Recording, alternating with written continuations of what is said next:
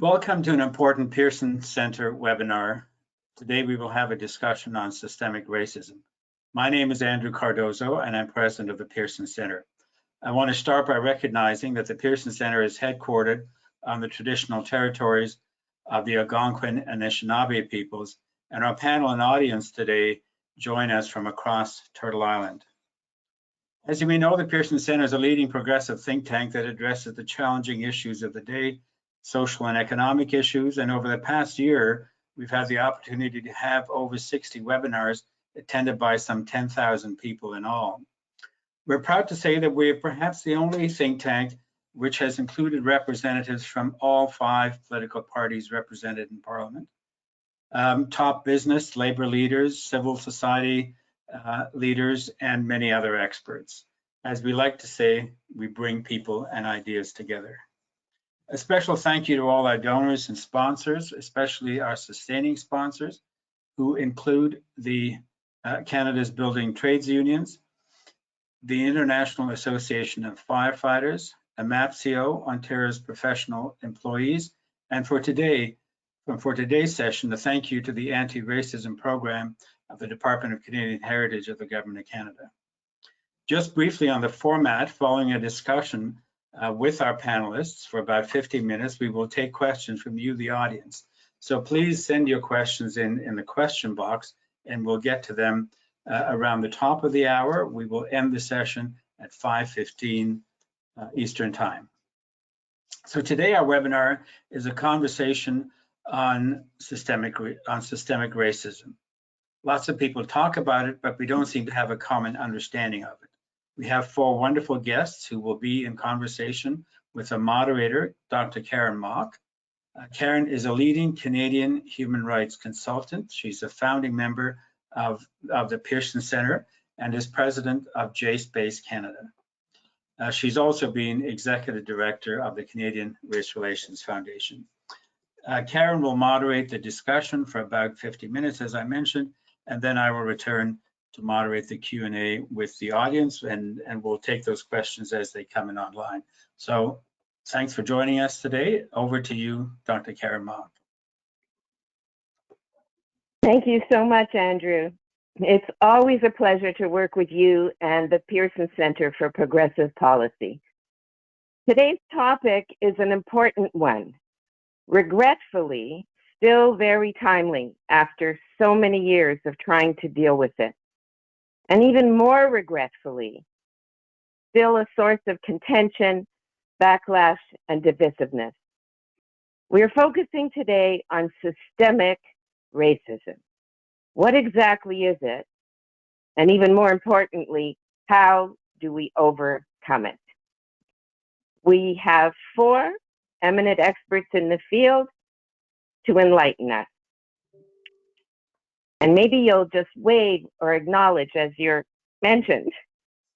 Indira Naidu-Harris is Associate Vice President for Diversity and Human Rights at the University of Guelph. She's a former Ontario MPP and minister and a national broadcaster. She's a leading authority in women's issues, education, childcare, and immigration, and is an advisory board member of the Pearson Center. It's so good to see you again, Indira. Rachel DeCoste is the new Director of Diversity, Equity, and Inclusion at the National Film Board of Canada. She has a long record as a cross-sectoral leader in diversity and strategic communication. She co-chaired one of the first events of the Pearson Center several years ago. Do I get to say way back in 2013? Welcome back to the Pearson podium, Rachel. Mohammed Hashim is the Executive Director and CEO of the Canadian Race Relations Foundation, which I'm delighted to see he is strengthening, a very important institution in our country. He also has a very impressive record as an organizer in the labor movement and the nonprofit sector. It's so good to work with you again, Mohammed. And we're hoping to be joined very soon, she's been a little delayed, by Dr. Patty Doyle Bedwell, a Mi'kmaq woman and lawyer who is Associate Professor of Indigenous Studies at Dalhousie University. Patty also specializes in education and women's issues and has been chairperson of the Nova Scotia Advisory Council on the Status of Women. She works closely with various Indigenous and women's organizations. I'm really looking forward to meeting Patty. So just to get things started, I do have a few questions for our panelists. To start with, a question about racism in general, before we get to systemic racism. Definitions in our field are so often contentious. So I wonder, how would you explain what racism is in general, especially not in the case of our Pearson audience, but especially to in some audiences that are not so anxious to receive the information? What is racism in general? And if we could start off, let's see who might like to take that one on first. I see Rachel is smiling. Rachel, how about you tackle this one first? Thanks, Dr. Mock. I would describe racism as bias based on perceived racial group or perceived skin color. It tends to get worse the darker one's skin is, and that's regardless of race. I'd also describe racism as a sort of bias based on race, as opposed to bias based on gender, which is called sexism. Bias based on religion, it could be based on your height. There's so many different biases that we have as human beings, and racism is the one that's based on race. And I think I want to specify that because it's often conflated in the media by bias based on religion or based on cultural group in terms of people from French Canadians. They do sometimes experience, and I'm French Canadian too, I experience bias because I'm Francophone, but that's not the same as bias based on one's race. Yeah, that would be called linguistic discrimination rather Amen. than racism. Yeah. Indira, how about you jump in? You can see that I'm leaving the official kind of race relations foundation to speak next. Indira? Thank you, Karen, and thank you, Rachel, and so good to be here, and Mohammed too, great to be here with you. I agree with Rachel. It is essentially the practice or belief that perpetuates a notion of racial superiority of one group over another. I think it's important for us to remember and note that when we're talking about racism, the notion of race is actually a social construct. I mean, that's something we don't think about very often, but I think it is a conversation that we should be having, to some extent here today, that when we talk about race, we're talking about essentially physical similarities, but they're not really based in any biological foundation. So people have created this notion, and racism is essentially prejudice or discrimination directed against someone who identifies with a particular group, with someone who believes that their community or their group is superior in some way, and attempts to marginalize or treat a person without the same ability to be able to do the things that they need to do, and so assumes that there's privilege for some but not for others. Okay, thank you. Mohammed? Oh, you're muted. I'm not muted now. Okay, perfect. Sorry about that. No, I mean, I totally agree with both Rachel and Indira's comments. I would also say, part of when we talk about racism, I like to draw upon what the impact of racism is and how explaining it through the lens of those who face it the most. And the one thing I've learned in this role, and I speak to people across the country about racism every week. And what I'm from Toronto, so I feel sometimes we have the best critique or analysis around race over here, but it's really not true because racism is felt very differently across Canada. So if you're Black and you're in Nova Scotia and you come from like an African Nova Scotian background, the racism you feel there is very different from if your parents were Jamaican in Toronto or Haitian in Montreal, or even in the prairies. So like racism is felt very differently across this country. It's very geographic. The Muslim experience is different from Mississauga to how it is in Quebec City. There are regional differences to how we understand race. Like obviously the biases based on skin are there, but I think that sometimes when we look at racism, we're talking about more than just biases based on race. I think the definitions are clear around that, but I think the application and the colloquial understanding around racism is now expanding to increase more than just not more, but and more things beyond skin color for sure. So I'll leave it at that, and then I'll jump in on things as we go. And I just want to ask a little bit of a corollary. Rachel mentioned that when religious discrimination gets conflated with racism, and Mohammed, you mentioned Muslims as well. So isn't it possible, or isn't it a reality, that some religious groups are racialized, so that you have a rise now in Islamophobia and anti-Semitism, and some of the religious groups have also been racialized? I would agree that some groups have been racialized, especially Muslims, but it's important to distinct that the people of Muslim faith, having a faith is what you believe.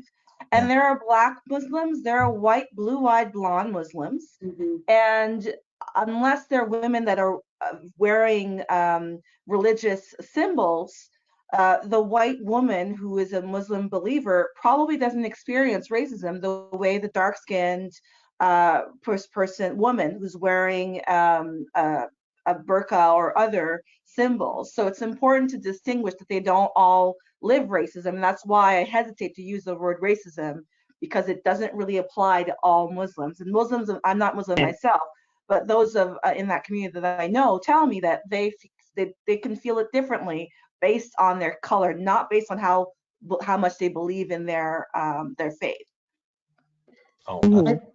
And I think if I can jump in, Karen, I think that's when you're also getting into discrimination, right? And I think Rachel is so right that while you may be looking at some things and talking about racism and how it affects folks in certain ways, there are also talking about the Muslim religion, where you may have some individuals who are wearing a hijab and so on, and yes, maybe fair-skinned and blue-eyed and the rest of it. And while they may not deal with racism in that way on a daily basis, or even to a large extent, they probably face discrimination. And Mohammed, you touched on this when you talked about how things vary across our country. And as we all know, there are some provinces in our country that are not accepting of folks when it comes to their religious garb and so on, in certain roles and in certain positions in government and in other places. I'm thinking about Quebec, of course. So these are things to keep in mind. There's a continuum, there's racism, there's discrimination,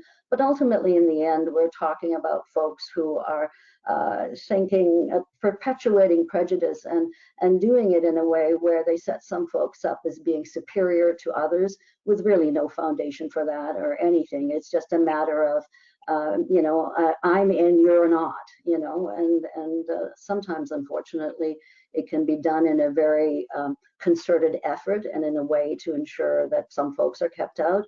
I'd like to think as Canadians, most of the time, it's done because of a lack of knowledge and possibly ignorance and education. And that those are the battles that we need to look at, is how do we educate people and train them to understand we're all in this together. I'm sorry, Karen, I think I'm jumping ahead probably, but. No, that's fine. It's great to have this level of conversation. And so now to systemic racism. We speak about the importance of recognizing, exposing, and countering racism in all its forms. Help us define systemic racism. What makes it systemic? Is it only unintended consequences? Is it unwritten biases and practices? Help us understand that. Mohammed, I'm going to ask you to go first this time. Yeah, no problem. I mean, I see systemic racism similar to as I was talking about in terms of impacts.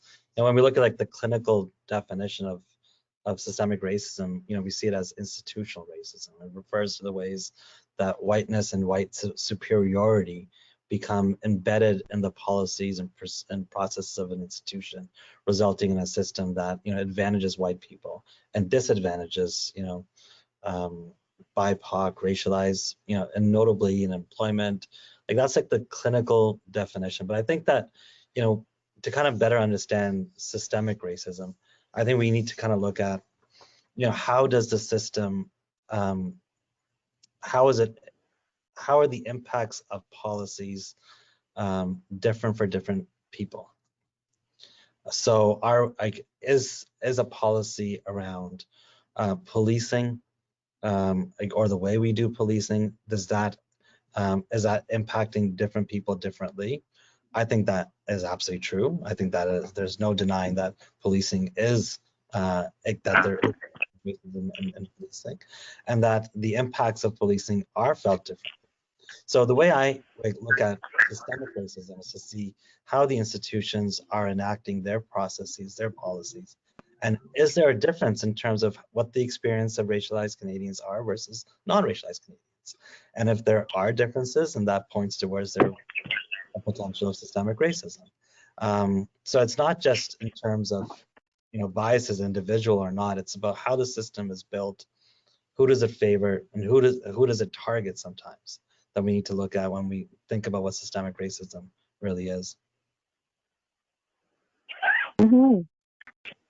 Rachel, did you want to jump in here? I agree with everything Mohammed said in terms of clinical definition. We find that there's baked-in bias. That's how I would describe systemic racism, as baked-in bias in the system. Usually there's a power dynamic involved. So if, for example, judges, police, educators, they can make judgment calls on how they proceed when an incident happens. They can be lenient sometimes.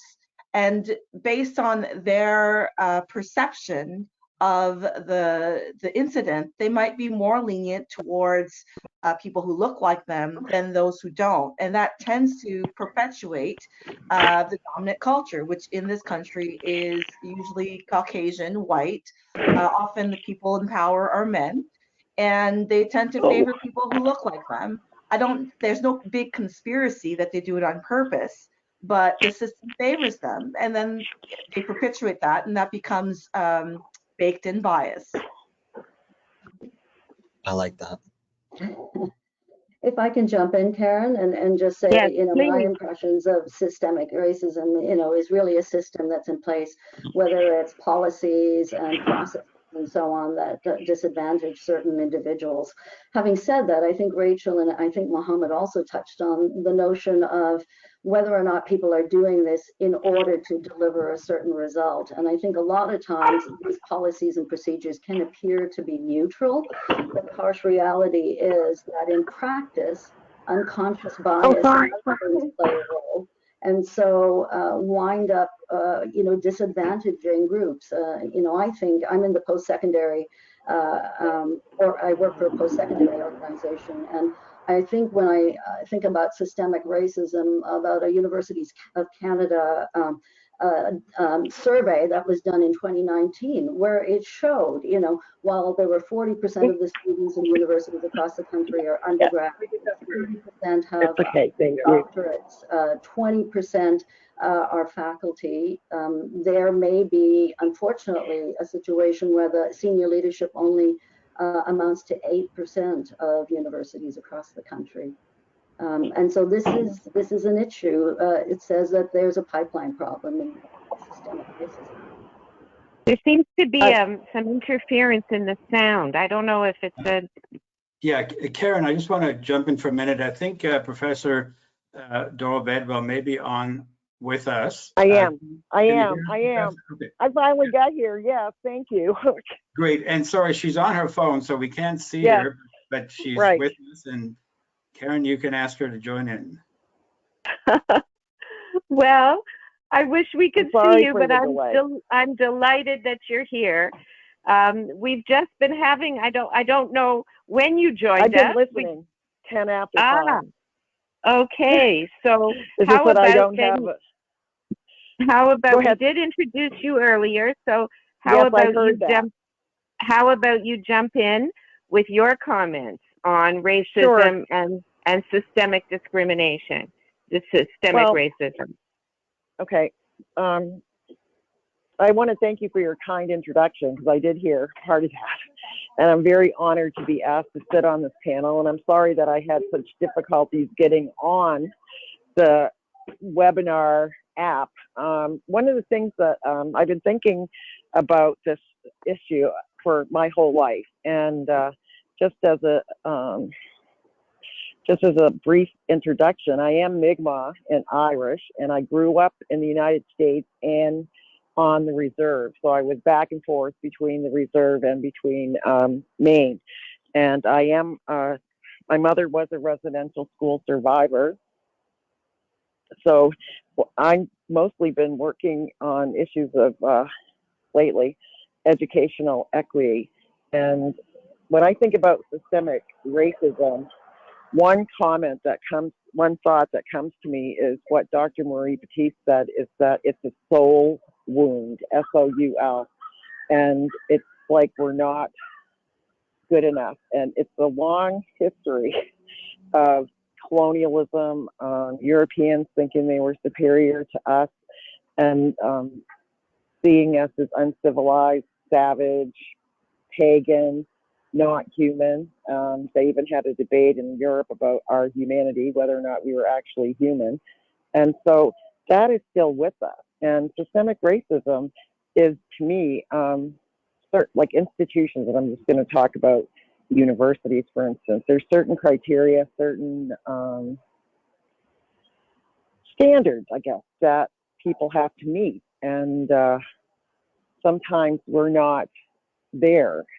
And sometimes what I mean by that is, like, particularly in law school, when I went to law school, there was this whole issue of whether or not it was discussed at the law school whether or not we were smart enough to be there.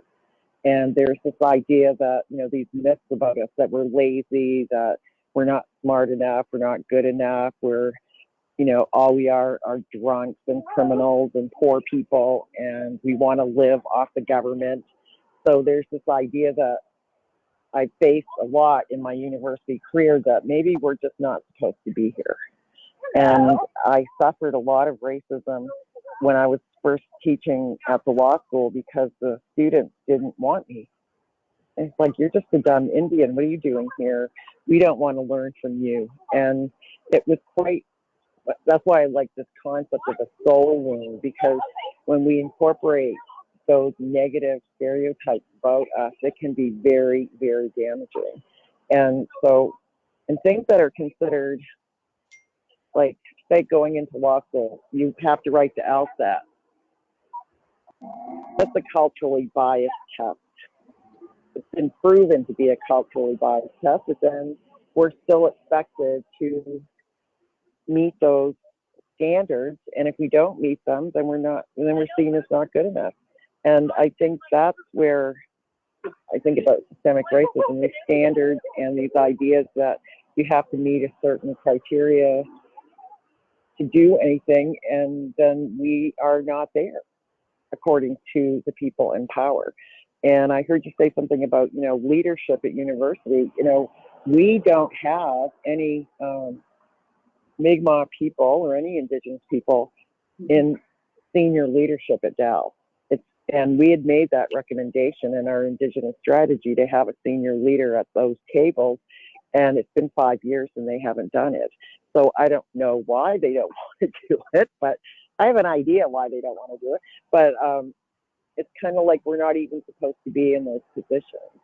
And one of the things I just want to say about systemic racism is that it's so embedded in our institutions that oftentimes people are not aware, and I'm talking about mainstream people, that would be considered, like having to write an LSAT would be considered systemic discrimination against Indigenous peoples because it's not a culturally relevant test for us. We have a hard time with the process, the timing, how they do that test. And it's not really predictive of success in law school. And I've seen that over the years, over the last 30 years, but people still hang on to it. So that's what I would call systemic racism. It's embedded in our institutions. And there's certain standards that are supposed to be met and we don't meet them. And I see it as a soul wound against us. Like we hurt from that. That's what I would say. Thank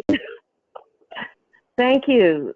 Thank you, Patty. I mean, you've illustrated also the importance of data and showing that some of the myths or some of the things that they think are correlated are actually not, and why Right. it's so important to have that data. I'm wondering if we could even hear some other examples of the kind of systemic barriers. I mean, Rachel, you're in the film industry, in media and culture. Mohammed did allude to some of the work with policing, and Indira with education. Rachel, do you want to comment a little further on some of the actual examples, the real life examples of systemic racism? Thank you, Karen. When I first got started in writing op-eds, naively, I believed that I had an opinion that hadn't been shared publicly, because I'm usually not part of the establishment. I'm a woman, I'm a minority, I'm a linguistic minority in Canada. And so I wrote this op-ed, I sent it out to all the papers, nobody responded. And I got my friends to vet it and they're like, this sounds good. And I realized that part of the issue is that the people vetting these things, they don't look like me. They don't value usually the perspective of minorities. And so it was an uphill climb just to be taken seriously. I ended up finding a publication that was national at the time. It's called the Huffington Post. It was owned by the Americans. They don't care as much about the ethnic makeup of who writes. They care about clicks. So I got through that way. But I did notice, and then there was a research that came out by, I believe, Ryerson University that showed that the average editor in Canadian news rooms is a middle-aged white man, Anglo-Saxon. And that sort of makes sense why I couldn't get through those doors. And in the film industry where I work now, I work at the NFB. We have an archive of over 25,000 titles dating back 80 years. And a lot of not few of these made in Canada films reflect the dominant culture's views on people of color, on Indigenous people, on Jewish people. And although we keep all those films because they're part of our history and they explain the culture that we are from as Canadians, and we contextualize these films in the comment to explain that this is not a product of the era, not to be taken at face value for today. The fact that these films were produced, a specific example is one film that promotes how great residential schools are, with children who are shown to enjoy themselves. The bias, the baked-in bias becomes who produced these movies, whose idea was it? Was there an Indigenous person at the table? Were they, if they were at the table, which they weren't, were they allowed to speak their truth, or did they have to follow what the majority says for fear of losing their jobs? So those are the dynamics that perpetuate a system that benefits the dominant culture. So yes, we've had these issues at the NFB. We've kept all the films. Some of them are available online, and there is a disclaimer to ensure that those who are viewing these films understand that they reflect an attitude that is retrograde, but did exist in Canada. Thank you. I'm glad you're still here, Mohammed. I know you have to leave for an interview at 5 sharp. Did you want to add something now in terms of some other practical examples? There's many practical examples. I don't know what it's hard to, but I actually wanted to kind of follow up a little bit on Patty's comment, because we did a survey a little while ago, right after the discovery in Kamloops, to find out what Canadians understood what had happened, or how much they were aware of. And it was shocking to find, almost like 40% of people had had just completely wrong beliefs around, what residential schools were. Awareness around what a residential school was low. So not only did we, as a country, tell a lie about it, we hid the lie, and then we sold the ideas around Indigenous peoples as though they were benefiting from residential schools. And sometimes I find it bewildering how these days, because there's such greater awareness around what happened at residential schools, that there's a generosity towards the kids who were killed, but yet no generosity for the survivors who are still dealing with it. Because what happened is not just what happened, but it's like the survivors have survived, and how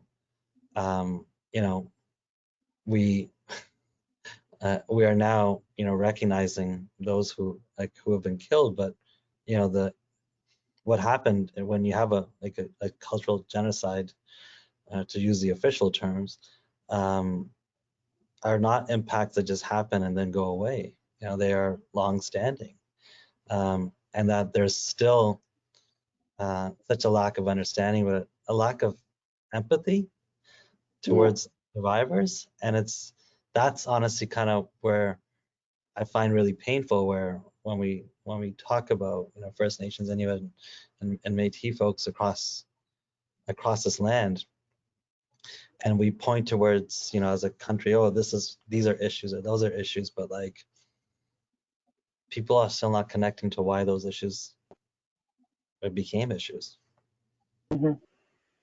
I agree, Mohammed, if you don't mind me jumping in, Karen.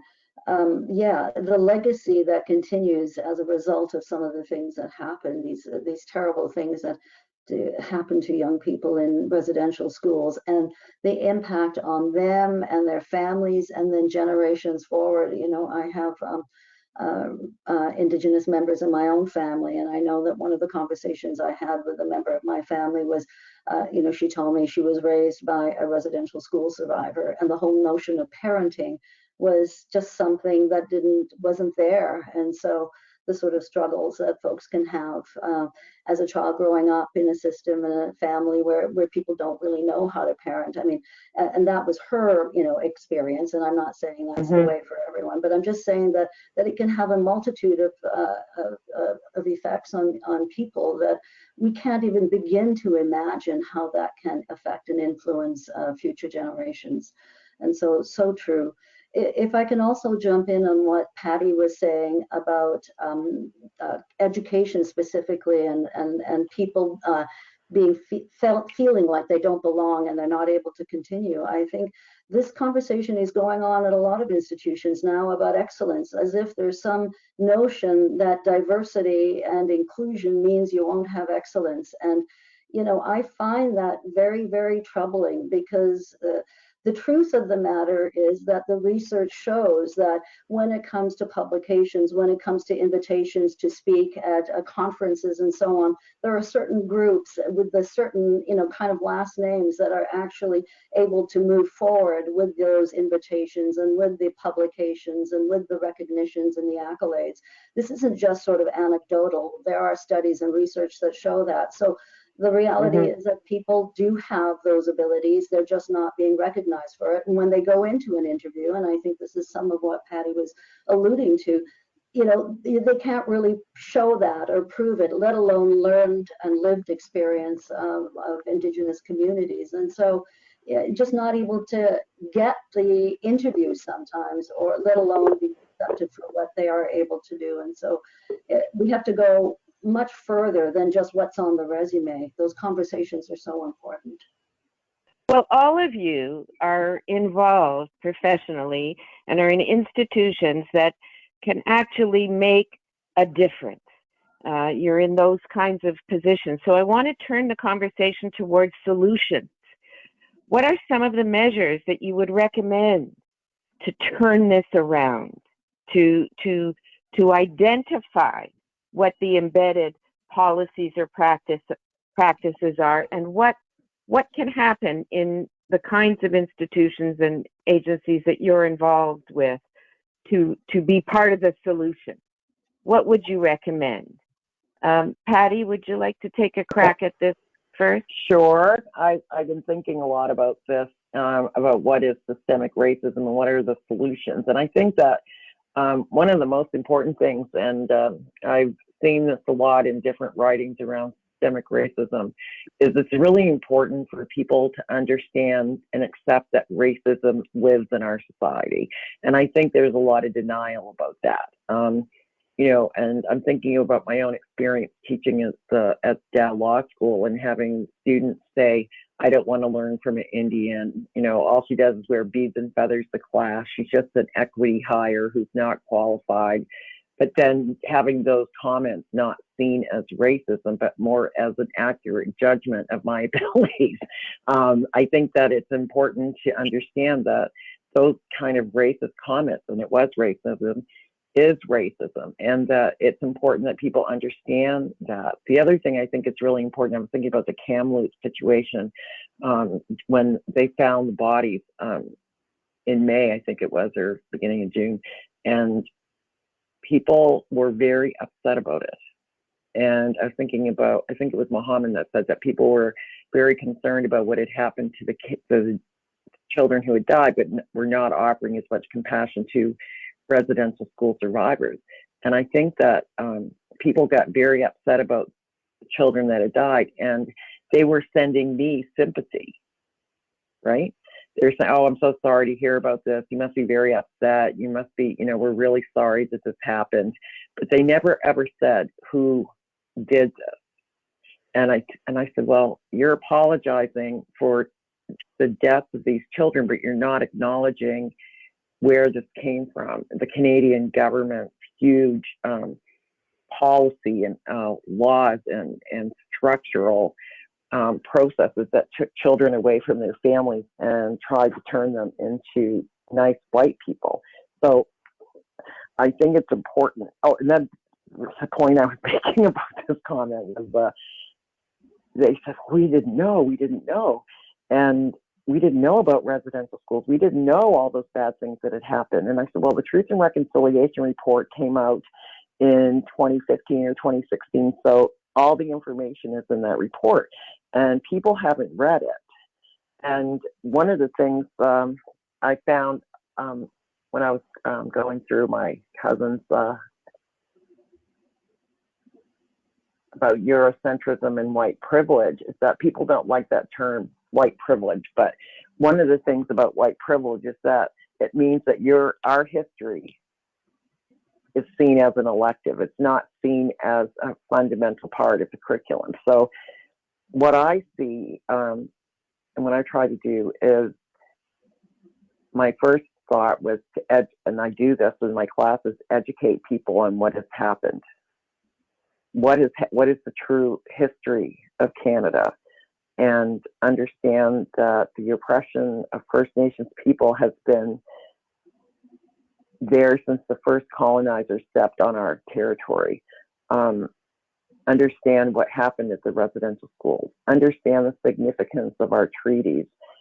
And I advocate within the institution that I work at Dalhousie for more of that, for more courses, for more, for the hiring of more Indigenous faculty, and to advocate for a real examination of some of these systemic barriers that kept us out of law school, that kept us, keeping us out of medical school, keeping us out of these professional programs.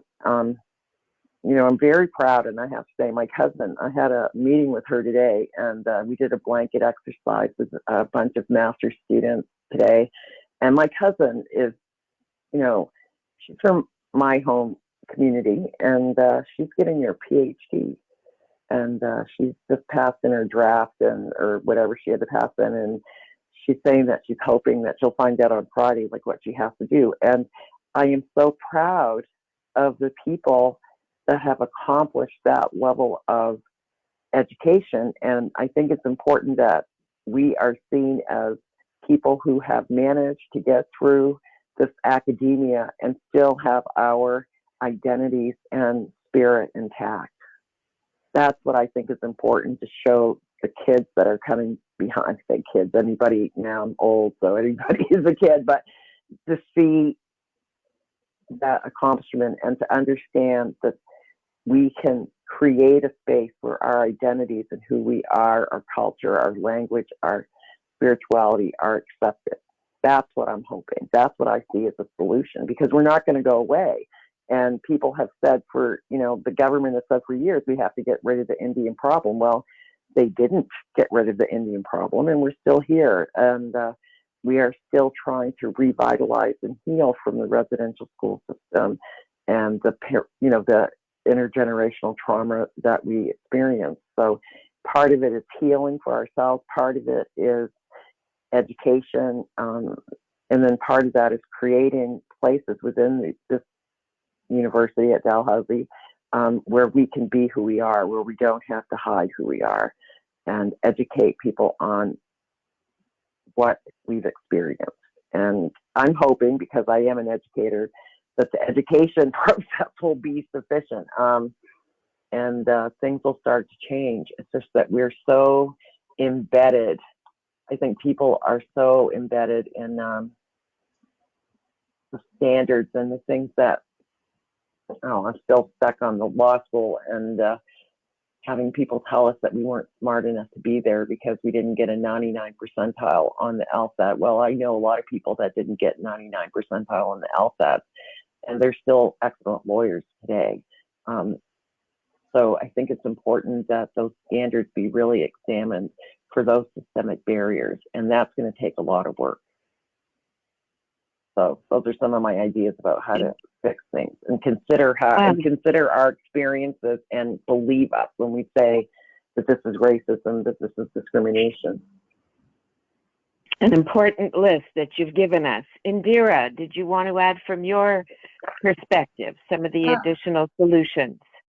Absolutely, Karen. And I think that part of it is, as Patty alluded to, that we need to admit as Canadians that systemic racism exists in our country, and that it's a problem that we have to work together to resolve. Because ultimately, in the end, this is not just a problem or an issue or a challenge that some folks are experiencing. At the end of the day, all of us are going to be impacted in some way by the systemic racism, whether it has to do with squashing voices who need to be heard, whether we're talking about being able to arrive at difficult solutions by including all the voices at the table. We will, as a country, really suffer if we don't recognize that this is an important piece.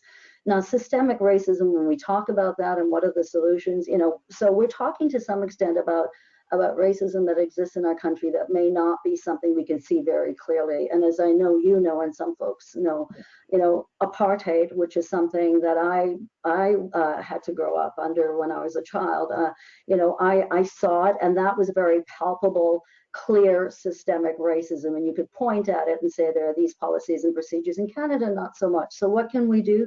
Well, a couple of things. You touched on it, data collection. Absolutely. We need to be able to point at something and say, you know what, everything isn't perfectly okay. Why is it that people aren't being hired there? Why are there gaps here? Why are these wage gaps? And why is there problems with pay equity? So we need the numbers in order to be able to support the action. The other piece is, of course, education, as we've been hearing, education and training. Number one, probably the biggest issue that we're having to deal with is that lack of knowledge or ignorance. I'd like to think that people are, we all come from the same place. It's a matter of just spreading that knowledge so that we understand each other better.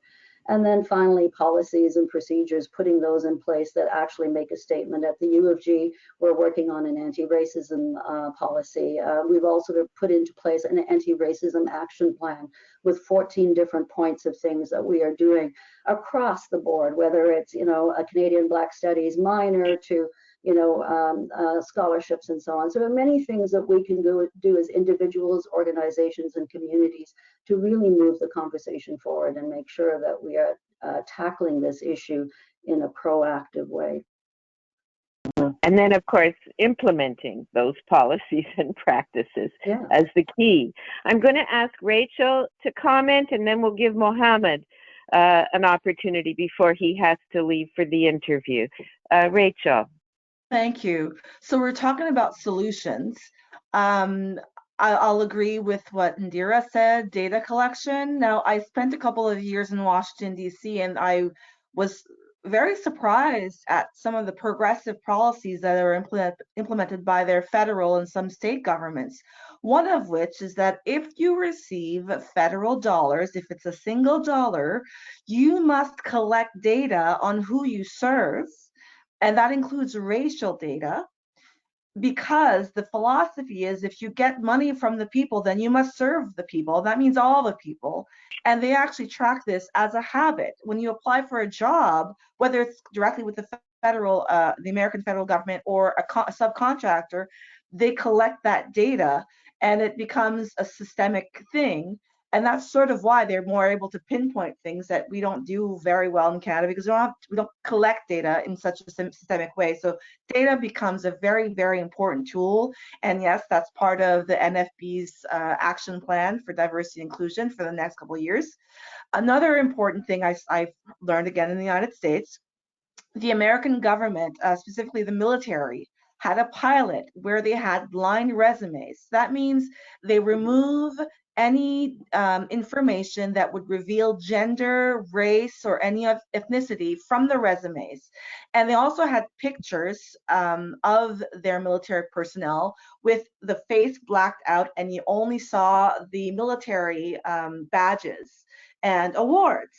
And after implementing that system, more Jewish people, more Latinos, more Black people got promoted because they could only go on merit. That's sort of an acknowledgement that bias can't be educated or trained out of some people. But that was a way that really had immediate results. We know that orchestras in America have done that, blind resumes where they have people playing the instrument, you can't see who they are. All of a sudden, overnight, a whole bunch of women got jobs in orchestras. So those are things that we can do almost immediately here in Canada. It doesn't cost more money, it doesn't take more time, and it gets very, very immediate results. So I would encourage you to look up for other ways to be inclusive. And the last way is to really make those targets and have consequences. Too often we see organizations set targets for diversity. I'm thinking about the CBC. We've heard it all before. By 2030, we'll have XYZ. The year comes along, they still haven't met the targets because there are no consequences for not meeting them. So that means, making it hard for people, for managers, hiring managers, to continue perpetuating the systems that got them there, which usually benefits the dominant culture. And our list is increasing of these amazing, very practical ideas for solutions. Mohammed, you're up next. Oh, you're muted again. You're muted. I'm trying to reduce the sound, pollution, but okay, but no, I fully agree with everything that's been said in terms of, but I think a lot of times we're like when we're putting out another study tomorrow that talks about the awareness of racism in Canada, which is increasing. But with the awareness, do Canadians recognize, or sorry, do racialized Canadians feel like their future success will be more attainable or not? The answer to that question is no. So people are more pessimistic with the increase of awareness. And that, to me, says something that people are sick and tired of kind of talking about it. They want to see laws, and they want to see action, they want to see policies. So for us, at the Canadian Race Relations Foundation, we're quite targeted in our approach. There's a number of like high priorities around public policy that we think are immediately needed to be redressed. One is around online hate.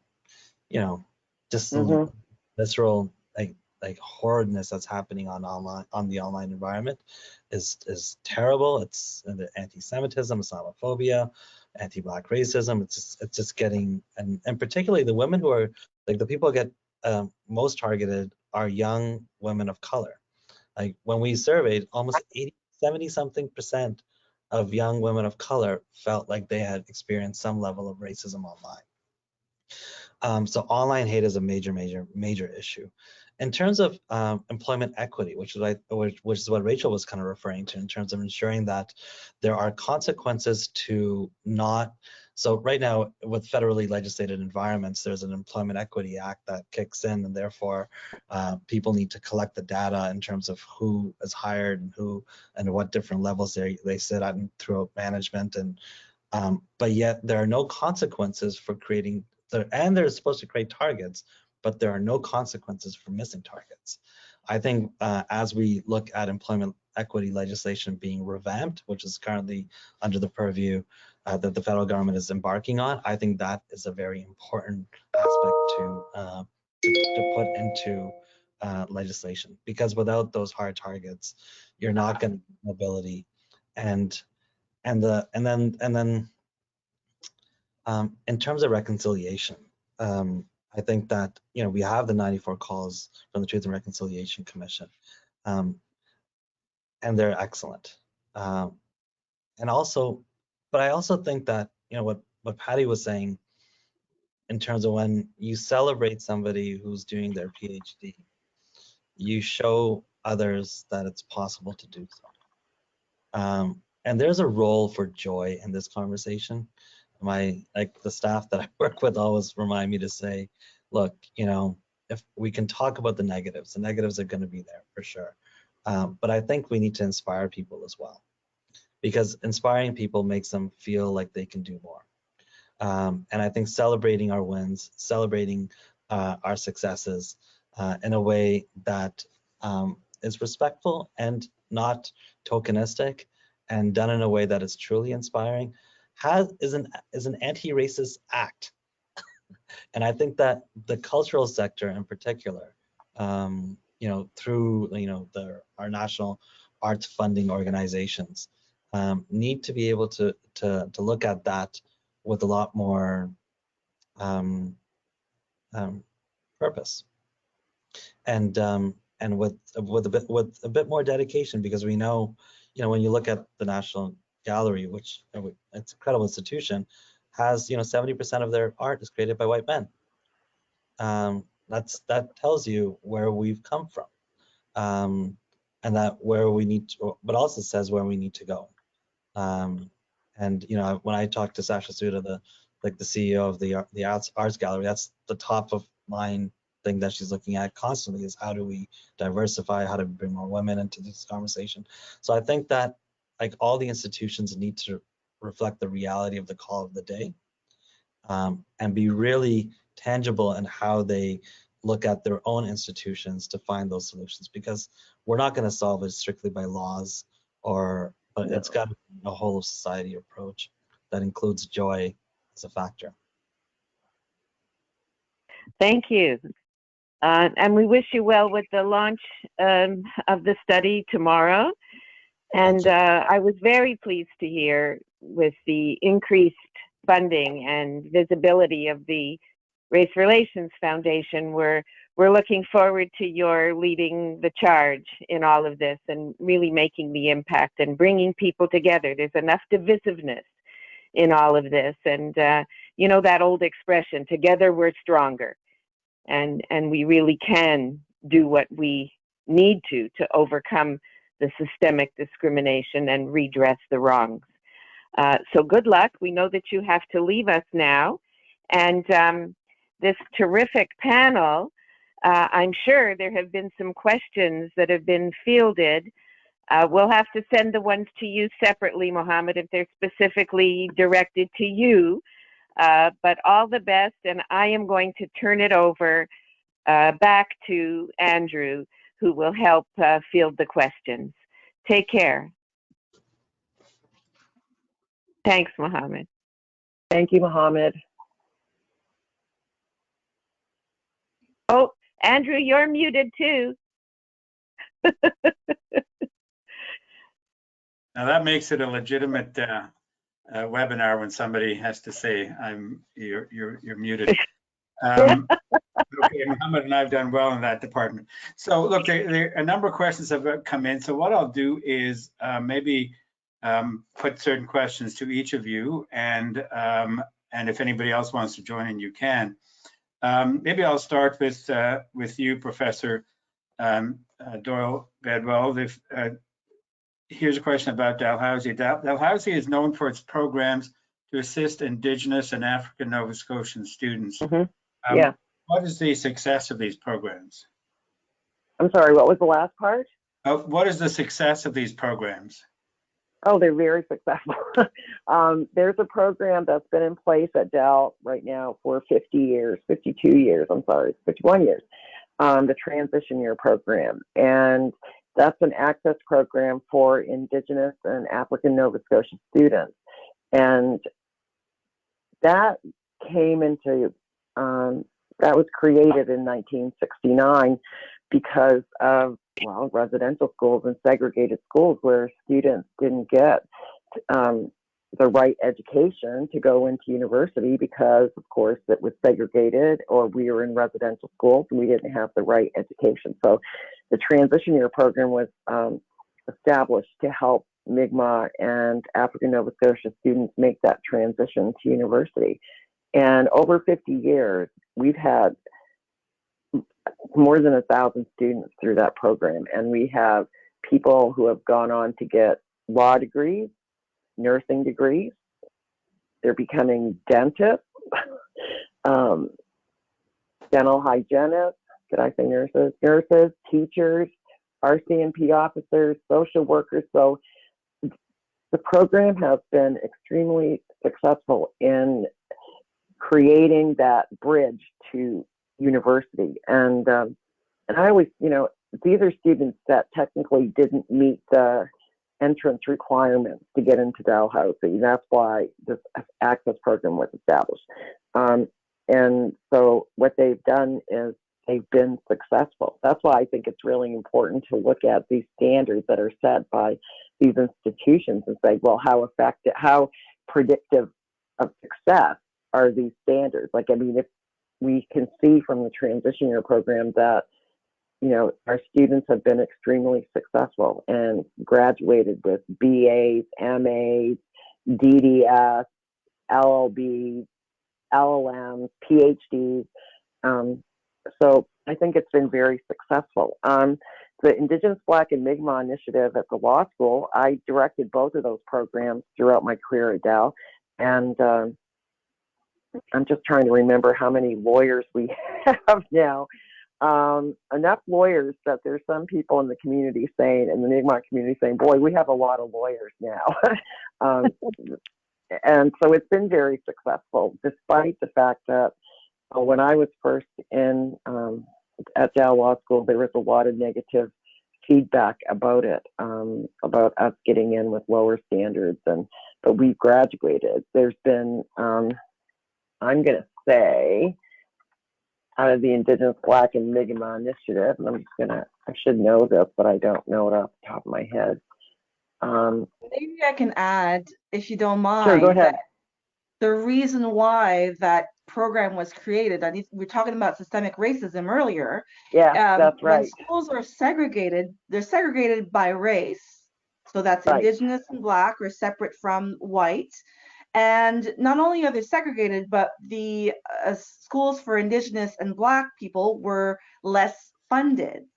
And right. so they produced students who were less prepared to apply for university. That's and right. that's or they where didn't have systemic racism comes in. That's right. That's right. And with the Indigenous Black and Mi'kmaq initiative, I'm going to say there's probably been 10, been there for 30 years, average of 10 students per year graduating. So 300, is that fair? But when we talk about systemic racism, the Indigenous Black and Mi'kmaq initiative came about because of, the Donald Marshall inquiry, where Donald Marshall Jr., my cousin, was put in jail for 11 years for a murder that he did not commit. And it took 11 years. And there was a Royal Commission inquiry in Nova Scotia, and they made it very clear that there was racism within the criminal justice system.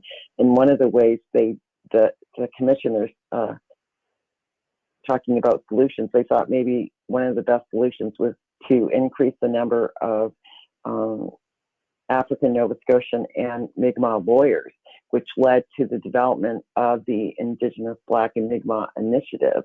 And so that program, I have to say it's not a program, it's an admissions initiative. So there was a lot of myths about that program, like that when we went to law school as Indigenous people, that we were getting separate courses or some other stuff. It wasn't really true. We went through we went through an LLB program just like everybody else. And it has changed things.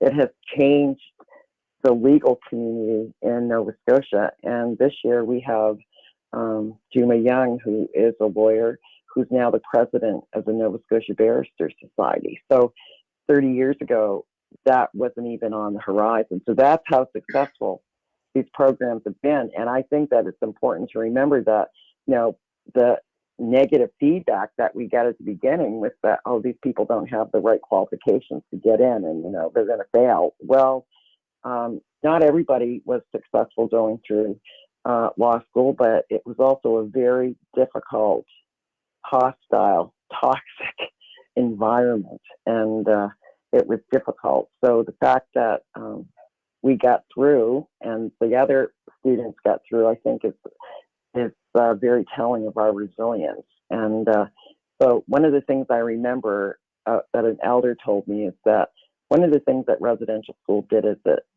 tried to take away our potential. And so when we were going into higher education, the fact that we've succeeded, to me, is just a testament to our resilience. And I remember that when I see elders who have written books and gone on to do master's degrees and have gone on to be writers like Rita Joe, who were residential school survivors, but at the same time found their potential. And I remember the elders used to tell me, imagine what we would have done if we weren't in residential school.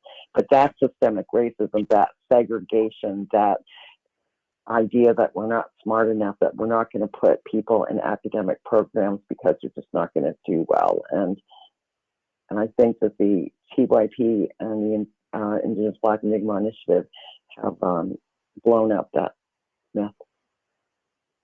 Thank you. Thank you, Professor. Thank you. For the next question, I'll ask Indira Naidu-Harris, and I'm going to summarize the question that came in, and I'm posing it to you since you've been in politics yourself. My summary of a very long and detailed question is this: politicians say the right things but don't deliver on their promises. How can you change that? Well, that's an Oh. interesting question. I'm sure you've heard that before. I tried to do say the right thing and deliver on my promises, but I recognize that that's not always the way folks view their politicians. You know, bottom line is this: I think you need to keep people honest, and whether it has to do with asking the right questions or being involved and being active, it's a key part of being able to actually get to that point where things are being delivered. I think in this space right now, there's a real opportunity. I think there's so much going on when it comes to race relations and how we build a more inclusive, equitable Canada where fairness is the underlying piece, that I would say that those community leaders that you have out there, those wannabe politicians or community leaders, the ones that are talking about these pieces and about diversity and equity and fairness, are the ones that you should be really paying attention to and throwing your support behind. Again, when we talk about systemic racism and racism in general, we are not talking about issues for equity-seeking groups. We are talking about issues for the entire Canadian family, because, you know, one day we may be talking about this group, the next day it could be something, an individual that you're connected to. But the bottom line is, as Mohammed pointed out earlier, it's about empathy. You know, we can't move forward as a society. We can't be competitive in a global world, and the highly competitive one that's coming up based on post-COVID and economic construction and, you know, and development, without having everyone at the table rolling up their sleeves and not thinking about the color of your hair or the tone of your skin, but just, we need the smartest and the brightest there, and we need to give everybody a chance in order to be there. And that really ultimately in the end rests with the voter, making sure that that happens and that those voices are fair, equitable ones that are moving forward all of Canada, not just some of Canada.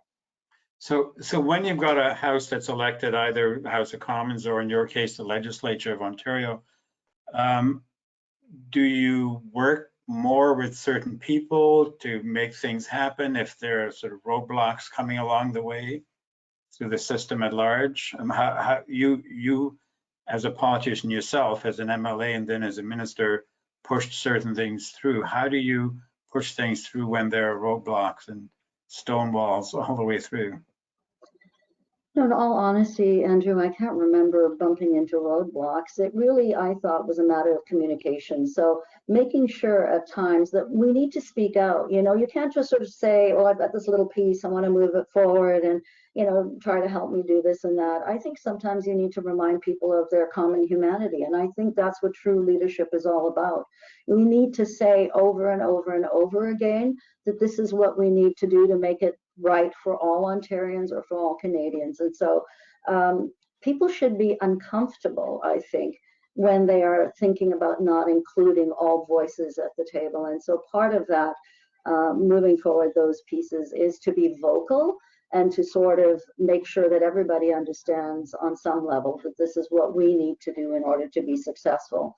And it really is what we need to do in order to be successful as a province and as a country. So sometimes you just need to lay it out that way. It's about kindness, it's about empathy, but it's also about making sure we're building a stronger Canada. Okay, thank you. Rachel DaCosta, I'll ask you the next question. We've been talking a lot about excellence, but this questioner looks at it the other way and says, why do non-white people always have to, and I'm summarizing here, have to achieve enormous amounts in order to get respect? Why can't they just be respected as for being human beings? The world is not fair. People of color, women, minorities are held to a different standard. And yes, you have to work twice as hard to get half of what a white Anglo-Saxon cis male would get just by waking up and falling out of bed. It's a result of the systemic biases in our history, in our present. It's a result of prejudices that are against minority groups, whether it's linguistic, gender, racial, ethnic, and it's not fair. I hope that one day a mediocre person of color can ascend to the highest office. And that's the day that, you know, I'll be out of a job, and so will Indira and others. but yes, that's the way the world is. We do have to rise to a higher standard. We often have to worry about being attacked more so than our white colleagues. We have to worry about perception more so than our white colleagues, and it's a byproduct of the biased society that we lived in, unfortunately. Can I just go back a little bit quickly on the previous question about politics?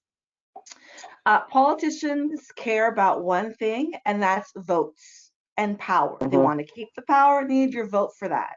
So if you decide that the number one ballot issue for you is discrimination, racism, then you have to be vocal about it. And when the politician that's in your area, whatever level of government, municipal, provincial, or federal, doesn't react how you want it to be, you have to be willing to withhold your vote. That's how they respond. Honestly, they can talk till the next till the blue moon, but votes is what makes them react, and votes is what makes them scared. So I think people have to really decide if that's your ballot question, make it your ballot question, and be willing to withhold your vote unless somebody acts. Okay. Could I just add a comment to that? Sure, I just please, want go to ahead. say that sometimes with indigenous people, like the Migma people, we have a treaty relationship with the Crown, and we have a nation-to-nation relationship. So sometimes we're not going to, like in the last federal election, there was a lot of difficulty in getting some of our indigenous brothers and sisters to vote within a system that they feel is not representing them at all.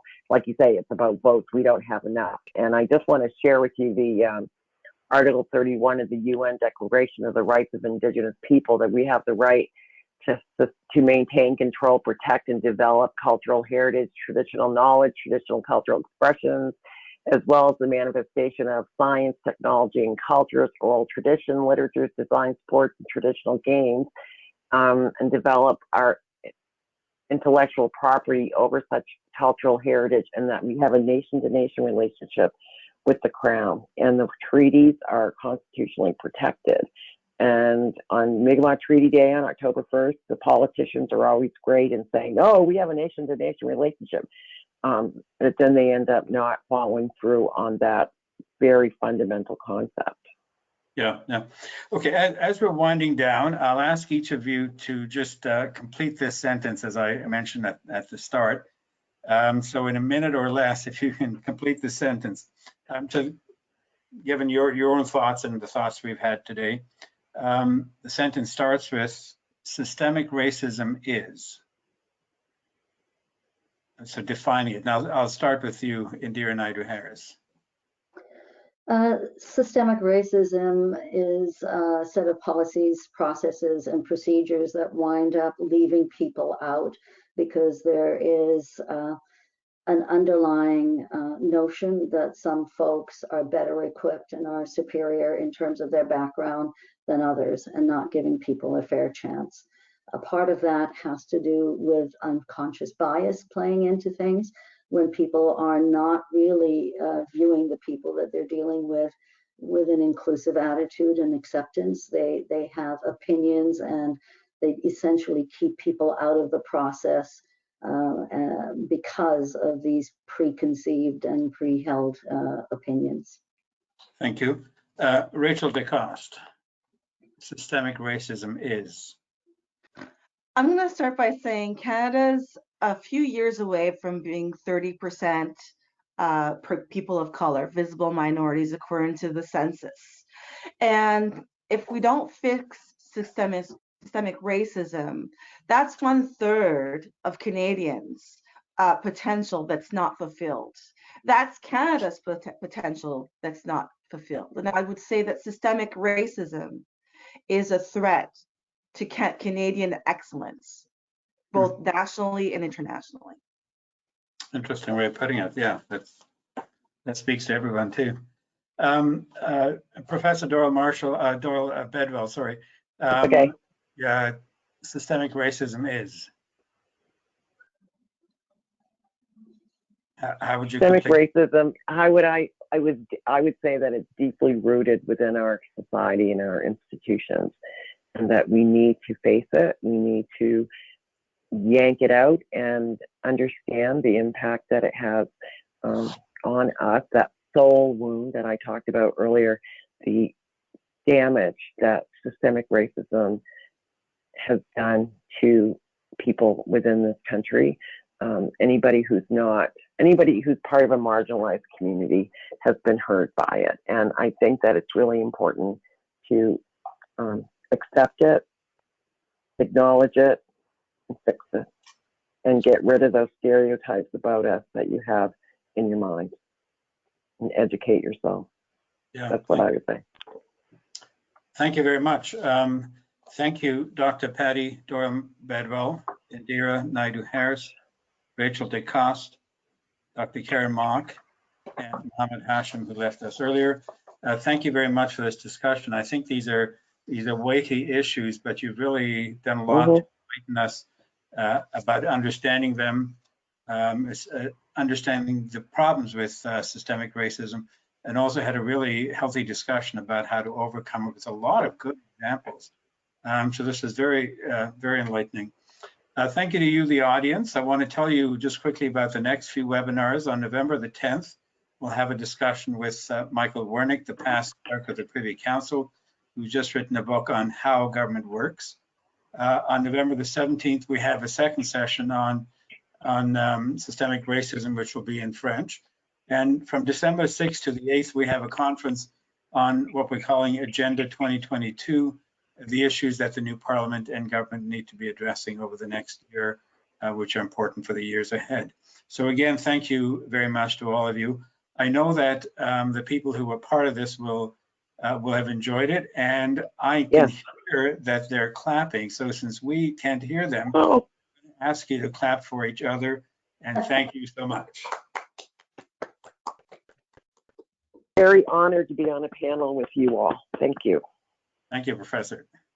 Thank you. Andrew. Thank you, Karen.